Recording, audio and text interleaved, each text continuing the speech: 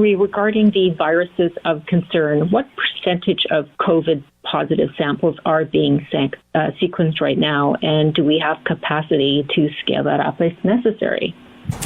Yes. The short answer is yes. In terms of scaling it up, what we've developed, or what the lab has developed, is a marker, a SNP marker. So it's one of the ones that you can do all of the positive tests. You include it with the as part of the PCR testing, and we did what we call a point prevalence over 5 days. So they did 3,099 positive samples that were collected between January, so all of the samples that were positive between January 30th and February 5th.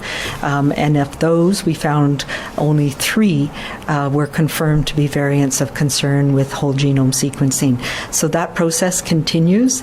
I don't actually know the percent we're doing on a daily basis, but I know we're doing the marker and trying to get up to doing as many if not all of the positives with at least the screening test, and then doing samples of the whole genome sequencing. Overall, we've done about 10% of the genomes that we've isolated in BC with whole genome sequencing. Camille, do you have a follow-up? Yes, I do. Thank you. What's known, and I know it's early, but so far what's known about the variant first identified in Nigeria, and what's your concern about it, considering, since you mentioned one of our cases, or the only one last Friday, there have been more cases of it in the UK and elsewhere, so what's your concern about it? Yeah, so one of the things that the lab folk look at is there something about the mutation that gives that strain of the virus or that variant increased ability to transmit, cause more severe disease, or be more virulent, or interfere with the ability of tests to pick it up, or the vaccine to work. So those are things that now have been associated with a couple of different known mutations.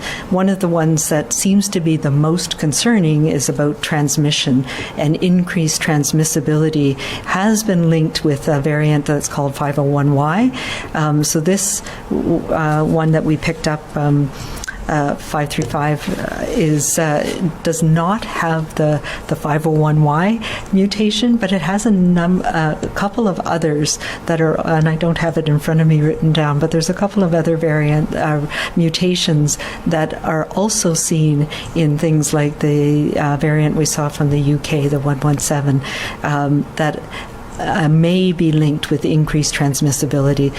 So we've seen lots of different slight mutations in the viruses that we found here in BC and across the country, but not all of them give the virus any advantage that makes it more likely to sort of take over. But there's some that are, and one of the mutations that this variant that was originally associated with Nigeria has is one that is of concern.